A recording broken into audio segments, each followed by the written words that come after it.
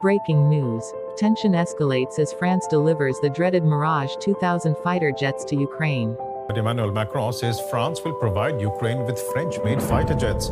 The French president says the planes will arrive by the end of the year.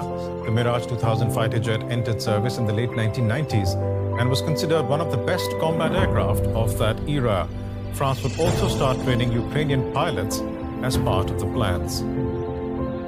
The question of Western aid and training for Ukraine remains a testy subject, however, for both Russia and NATO. They've already been working together in neighboring Poland. These images show Ukrainian recruits being trained by French and other NATO instructors in April. Ukraine has long wanted such training inside Ukraine. Now, for some 150,000 fresh recruits. Brigade by brigade, they can then be deployed to front lines within hours if needed, rather than days or weeks. But NATO boots on the ground, even those of instructors, dramatically raise the stakes, potentially drawing the United States and Europe more directly into the war. Russia was quick to respond to the idea, first leaked to French media. Regardless of whether they are members of the French armed forces or simply mercenaries, they represent an absolutely legitimate target for our armed forces. It's not the first time Russia has talked tough about ever more threatening Western military aid to Ukraine.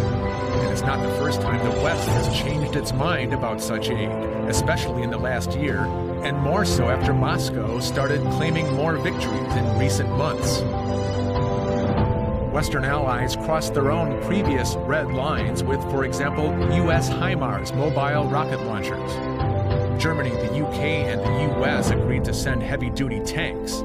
The U.S. gave the green light to countries wanting to send U.S.-made fighter jets. And then, quietly, Joe Biden turned 180 degrees and told Ukraine it can hit targets inside Russia with U.S.-made missiles. NATO's chief was already on board. Time has come to consider whether it will be right to lift some of the restrictions which have been imposed.